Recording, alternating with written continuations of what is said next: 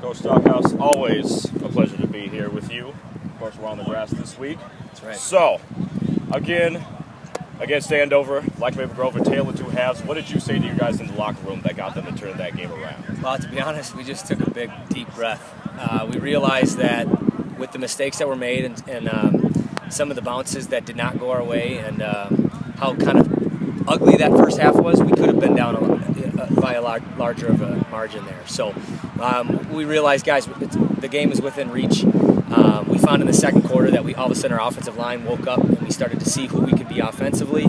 And so we just kind of talked to that point. We said, guys, we got the train rolling now. Let's get back out there, just clean it up, put a second half together. You know, they grew up. They really did. I think we started to see a glimpse of how good we can be. We got some confidence, and I think it was important for our young group of guys to have some of that success. But I'll tell you, it was a battle right down to the end. So a lot of adversity in the game, and I'm just proud of the way our guys were resilient and continued to battle throughout the game. Right. And you talk about the offense, but let's not forget the defense that came up big in the second half, especially with that strip at the goal line to stop them from scoring. So talk about the defense. How important is the defense? Defense is huge. You know, you hear people say defense wins championships, you know, and we really hang our hat on our defense. And I'll hand it to our coaching staff big time. The first two plays of the game, we lost two of our defensive backs, went down. We dealt with some injuries throughout the game, both on both sides of the ball, but for the flexibility of our staff to be able to kind of roll with the punches, keep everybody focused, put some guys in there that didn't really have varsity experience, and the expectation was we're going to keep going. I got to hand it to the defense because it was kind of that bend but don't break mentality. A couple times they got into the red zone and we created turnovers in the end zone, both to end the game and once earlier when we turned the ball over. So just that resilient effort to keep at it.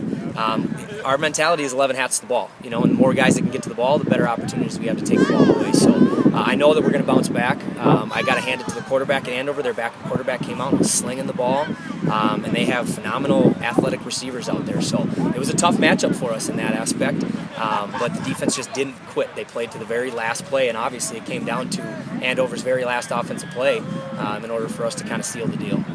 And of course, tomorrow night you're at Anoka. So talk about what they bring and what your guys have to do in order to slow them down and win the game. Yeah, well, Anoka has two very physical downhill running attacks in their quarterback and in their halfback. And that is going to be the biggest threat for them. They got big size up front. They got good athletes on the edge as far as their receivers go. But the athleticism with their quarterback and their running back, the physicality with those two creates some problems. So defensively we have to contain their quarterback. We have to make sure we eat the run up and stop the run first.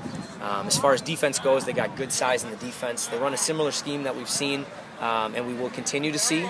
But what we need to do is spread the defense out and make sure we can get our athletes the ball in space. And then pick up where we left off with the offensive line. I mean, like I said, they grew, our staff grew, our players grew quite a bit. And, we're yet to put 4 quarters of football together. So I'm still excited to see what that looks like when we